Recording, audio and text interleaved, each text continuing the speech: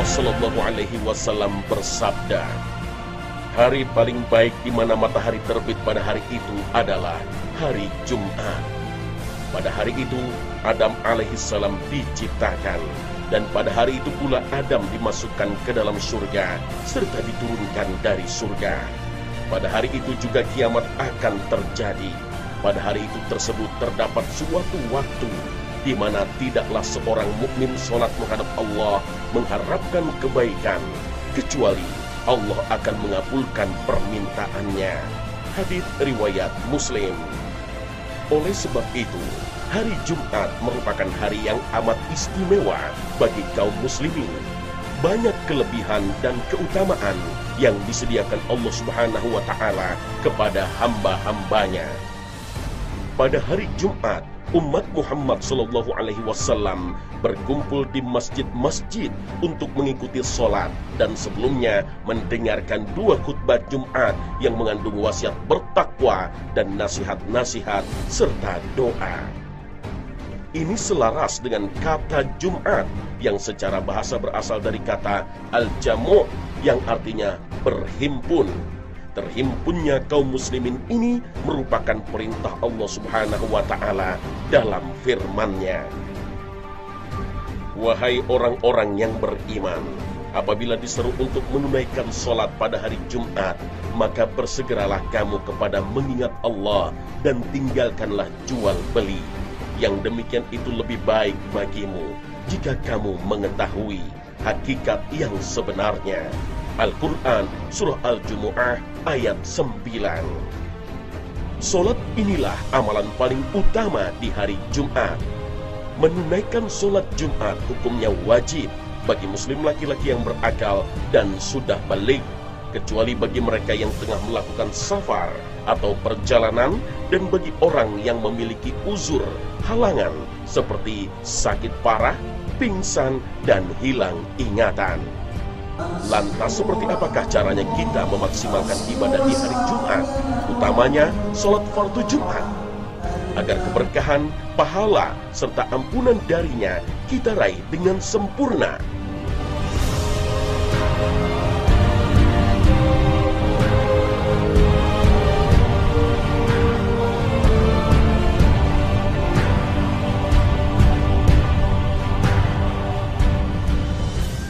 Assalamualaikum warahmatullahi wabarakatuh. Sungguh indah hari Jumat. Pada hari Jumat Allah akan memberikan ampunan atas dosa-dosa kita. Hal inilah yang disabdakan Rasulullah Sallallahu Alaihi Wasallam. Solat 5 waktu sehari semalam dan Jumat hingga Jumat merupakan penebus-penebus dosa ketika itu selama tidak mengerjakan dosa-dosa besar. Hadits riwayat Muslim. Karena keistimewaan yang demikian besar, sampai-sampai untuk menunaikannya saja sudah dijamin oleh Allah Subhanahu wa Ta'ala pahala menggiurkan. Rasulullah Sallallahu Alaihi Wasallam bersabda, barang siapa yang mandi pada hari Jumat, kemudian bersegera berangkat menuju masjid dan menempati saf terdepan, kemudian dia berdiam, maka setiap langkah yang dia ayunkan mendapat pahala puasa dan sholat selama 1 tahun. Dan itu adalah hal yang mudah bagi Allah. Hadits riwayat Ahmad.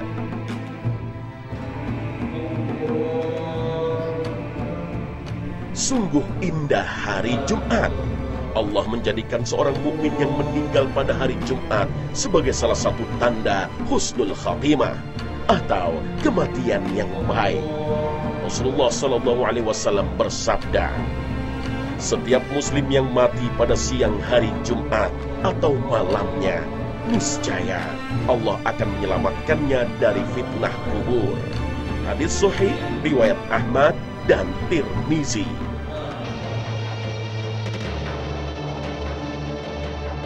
Sungguh istimewa hari Jumat. Pada hari itu peristiwa maha dahsyat akan terjadi, yaitu peristiwa kehancuran alam semesta secara total. Bintang-bintang di langit akan berbenturan dan berjatuhan. Gunung-gunung seperti kapas yang berterbangan. Tsunami maha dahsyat menggunung daratan, memusnahkan seluruh makhluk di muka bumi. Seluruh kejadian mengerikan itu akan terjadi dalam satu hari, yaitu hari Jumat. Inilah yang dikabarkan Rasulullah SAW dalam sabdanya. Sebaik-baik hari di mana matahari terbit adalah hari Jumat. Pada hari Jumat Adam diciptakan. Pada hari itu dia dimasukkan ke dalam surga. Dan pada hari Jumat itu juga dia dikeluarkan dari surga. Hari kiamat tidaklah terjadi kecuali pada hari Jumat. Hadis riwayat Muslim. Bahkan kelak ketika kita ditakdirkan oleh Allah dapat memasuki surganya yang penuh dengan kenikmatan sebagaimana difirmankan Allah Ta'ala, mereka di dalamnya memperoleh apa yang mereka kehendaki, dan pada sisi kami ada tambahannya. Al-Quran Surah Qaf ayat 35. Seorang sahabat, Anas bin Malik radhiyallahu anhu, memberikan penjelasan tentang makna kosakata tambahan yang termaktub dalam ayat ini, bahwa Allah Subhanahu wa Ta'ala menampakkan diri kepada penghuni surga setiap hari Jumat.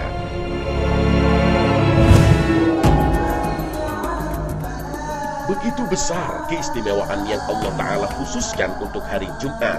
Sebab itu sangat disayangkan bila hari yang istimewa ini berlalu begitu saja tanpa kita isi dengan berbagai amal kebaikan. Pada hari Jumat disunahkan untuk memperbanyak sholawat kepada Nabi Muhammad SAW di hari Jumat. Hal ini sebagaimana sabda Rasulullah SAW. Perbanyaklah sholawat kepadaku pada setiap Jumat, karena salawat umatku akan diperlihatkan padaku pada setiap Jumat. Barang siapa yang banyak bersolawat kepadaku, dialah yang paling dekat denganku pada hari kiamat nanti. Hadits riwayat Baihaqi. Adapun bacaan salawat yang dicontohkan oleh Rasulullah SAW, di antaranya ialah Allahumma salli ala Muhammad wa ala ali Muhammad kama shallaita ala Ibrahim wa ala ali Ibrahim innaka Hamidum Majid, wa barik ala Muhammad wa ala ali Muhammad kama barakta ala Ibrahim innaka Hamidum Majid.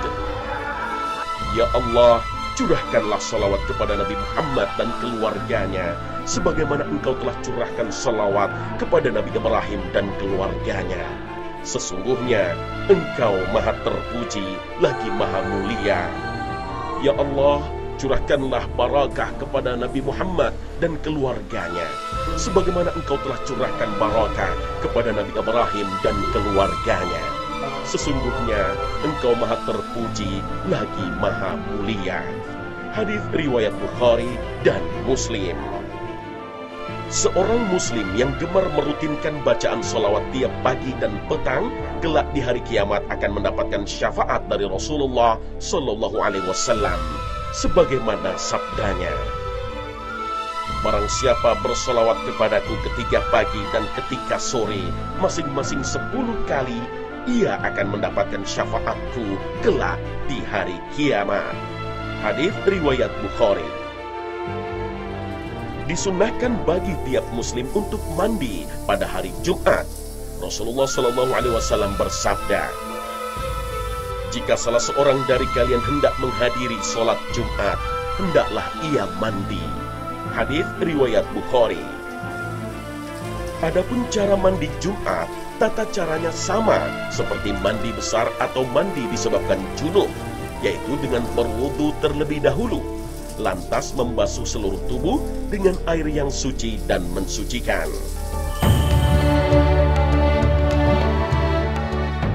Disunahkan untuk membaca surat Al-Kahfi pada waktu Kamis malam atau siang hari Jumat. Bagi mereka yang lancar dalam membaca Al-Quran, membaca keseluruhan surat Al-Kahfi hanya membutuhkan waktu kurang dari setengah jam.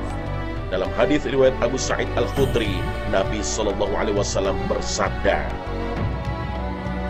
barang siapa membaca surat Al-Kahfi pada hari Jumat, maka ia akan disinari oleh cahaya di antara 2 Jumat. Hadis sahih riwayat Hakim. Bila kita mampu menghafal surat Al-Kahfi, utamanya 10 ayat pertama, sebaiknya dihafalkan. Sebab menghafal 10 ayat pertama surat Al-Kahfi termasuk di antara anjuran Rasulullah Shallallahu Alaihi Wasallam. Rasulullah bersabda, barang siapa menghafal 10 ayat pertama dari surat Al-Kahfi, maka ia akan terlindungi dari fitnah Dajjal. Hadis riwayat Muslim. Jika dimungkinkan, saat hendak sholat Jumat, upayakanlah menuju masjid dengan berjalan kaki. Sebab pahala yang akan diperoleh akan jauh lebih besar. Rasulullah SAW bersabda, barang siapa membersihkan diri pada hari Jumat dan mandi, kemudian bergegas dan bersegera berangkat sholat, berjalan kaki dan tidak berkendaraan, mendekati imam, mendengarkan dan diam, serta tidak berbuat sesuatu yang sia-sia, maka setiap langkah yang ia ayunkan dari rumahnya menuju masjid seperti amalan 1 tahun dengan pahala puasa dan sholatnya. Hadis sahih riwayat Ahmad. Saat berjalan menuju masjid, hendaknya dilakukan dengan tenang dan sopan, menjaga pandangan mata, tidak menautkan jemari, serta tidak tergesa-gesa. Tiba di masjid, hendaknya melaksanakan sholat 2 rakaat sebelum duduk. Inilah sholat tahiyatul masjid. Rasulullah Shallallahu Alaihi Wasallam bersabda, jika salah seorang dari kalian masuk masjid, maka hendaklah dia sholat 2 rakaat sebelum dia duduk. Hadis riwayat Bukhari. Begitu utamanya melaksanakan sholat tahiyatul masjid, sampai-sampai Rasulullah SAW suatu ketika pernah menghentikan sementara khutbah Jumat yang tengah beliau sampaikan demi mengingatkan seorang jamaah yang baru saja masuk masjid, namun langsung duduk tanpa menunaikan sholat tahiyatul masjid terlebih dahulu. Saat itu Rasulullah SAW mengatakan, apakah engkau sudah sholat? Laki-laki itu menjawab, belum. Maka beliau bersabda, berdiri dan sholatlah. Hadis riwayat Bukhari.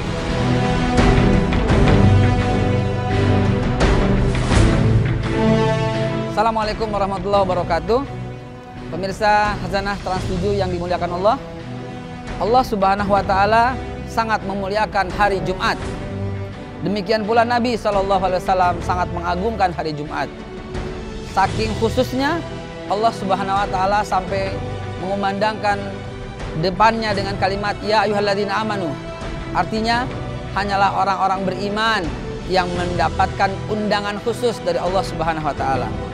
Allah berfirman, a'udzubillahi minasyaitonir rajim, ya ayyuhalladzina amanu idza nudiya lis-salati min yaumil jum'ah fas'au ila zikrillah wa zarul bait. Dzalikum khairul lakum in kuntum ta'lamun. Wahai orang yang beriman, apabila telah dikumandangkan, telah dipanggil untuk melaksanakan sholat Jumat, maka bersegeralah mengingat Allah dan tinggalkanlah semua perniagaan. Kalau Allah Subhanahu wa taala memerintahkan untuk meninggalkan semua perniagaan, maka berarti apabila ada perniagaan ketika azan Jum'ah sudah dikumandangkan, maka perniagaan itu jatuhlah menjadi haram, walaupun asalnya perniagaan yang halal.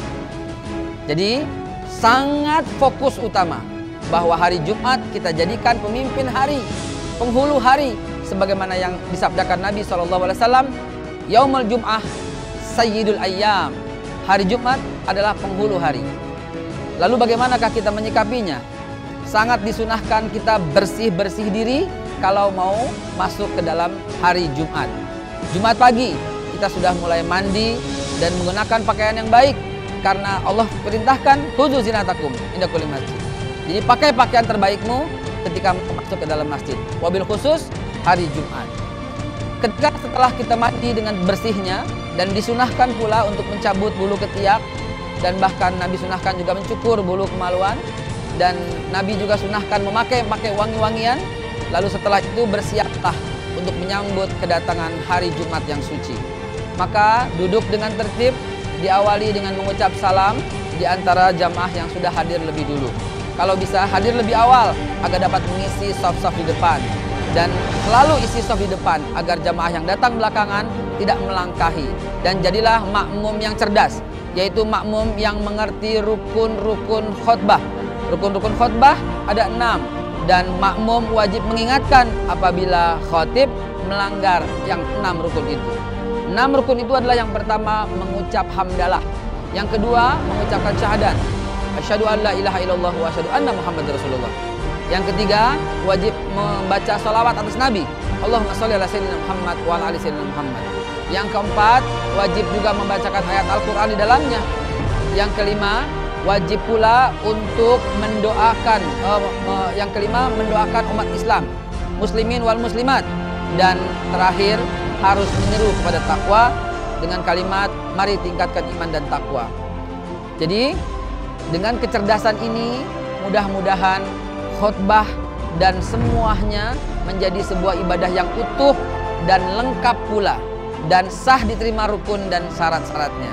Mudah-mudahan yang saya sampaikan ini bisa menambah lebih tertibnya sholat Jumat kita.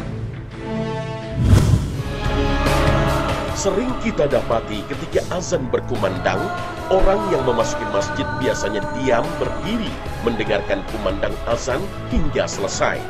Barulah kemudian menunaikan sholat tahiyatul masjid. Sebenarnya kebiasaan seperti ini tidak tepat. Seharusnya ia langsung melaksanakan sholat tahiyatul masjid tanpa harus menunggu selesai mendengarkan azan. Sebab lebih utama bila seseorang selesai melaksanakan tahiyatul masjid bersamaan dengan selesainya muazin mengumandangkan azan, sehingga ia dapat dengan khidmat menyimak khutbah yang disampaikan oleh sang imam. Pada saudara-saudara saya berpesan, dan pada diri saya juga berpesan, marilah kita bersama-sama meningkatkan takwa kita kepada Allah Subhanahu wa Ta'ala. Mudah-mudahan dengan takwa yang makin bertambah akan mengingatkan kita semua ke arah kehidupan yang berbahagia. Amin. Pemirsa khazanah yang dirahmati Allah, ada orang yang ketika sudah hampir masuk waktu Jumat masih santai, masih sibuk dengan urusannya, masih sibuk dengan pekerjaannya. Padahal Jumat merupakan kewajiban bagi kaum muslimin. Yang pertama dia adalah seorang laki-laki, yang kedua dia bermukim, dan yang ketiga dia adalah mampu. Siapa saja dari 3 kategori ini yang meninggalkan sholat Jumat dengan sengaja, maka Rasulullah SAW mengancam akan Allah tutup hatinya. Dalam sebuah hadisnya Rasulullah SAW menyampaikan, la yantahiyanna aqwamun min wada'ihimul juma'at aw la yahtimannallahu ala qulubihim. Hendaknya orang-orang yang dengan sengaja meninggalkan sholat Jumat berhenti dari perbuatan mereka. Karena kalau tidak, maka Allah akan mengunci, akan menutup hati mereka. Dan kalau hati telah tertutup, dan kalau hati telah terkunci, maka hidayah Allah akan susah masuk. Maka cahaya Allah akan tidak bisa masuk. Kemudian pemirsa khazanah yang dirahmati Allah, terkadang juga ada sebagian kaum muslimin, ada beberapa orang kaum muslimin yang santai, yang berlambat-lambat ketika mendengar azan Jumat, ketika sudah hampir masuk waktu Jumat. Padahal Rasulullah SAW telah menjanjikan bahwasanya ketika hari Jumat itu ada malaikat yang bertugas mencatat. Ada malaikat yang bertugas mencatat siapa saja yang kemudian duluan datang Jumat. Dan Rasulullah SAW membaginya dalam 5 waktu. Yang datang dalam waktu pertama maka akan diberi ganjaran unta.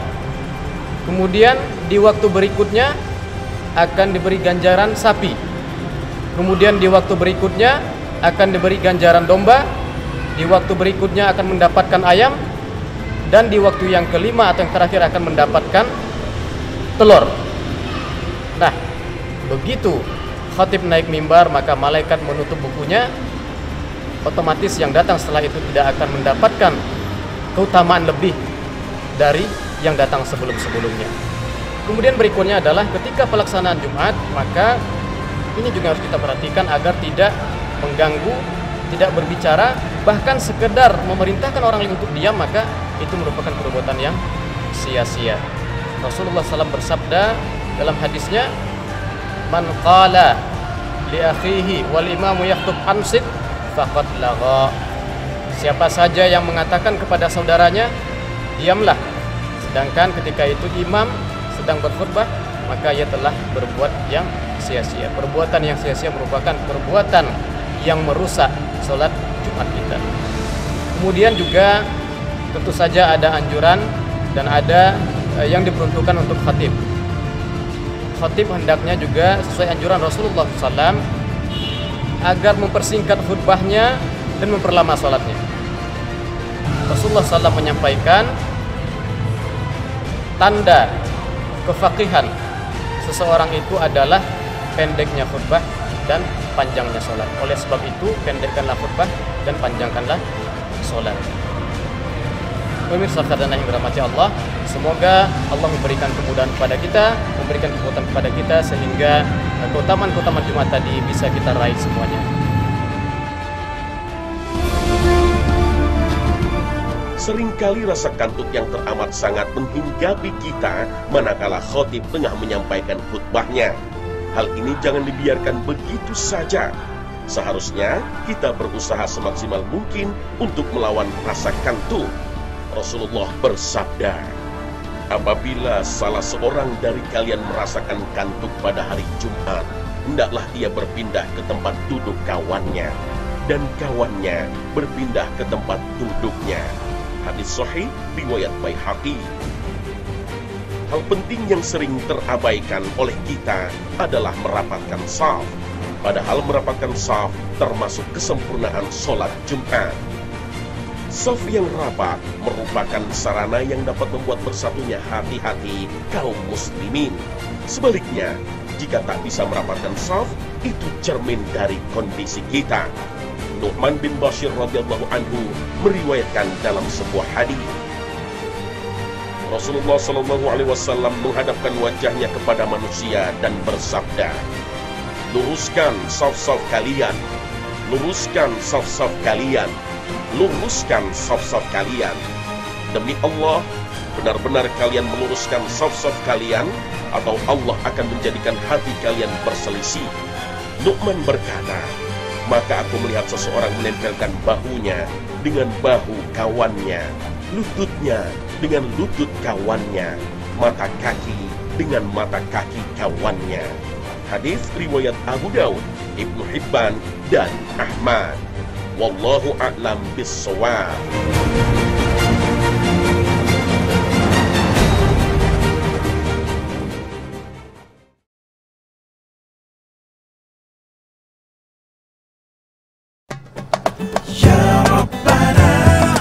Nah pemirsa, demikianlah khazanah hari ini, menyajikan informasi dan tuntunan sholat Jumat sesuai syariat.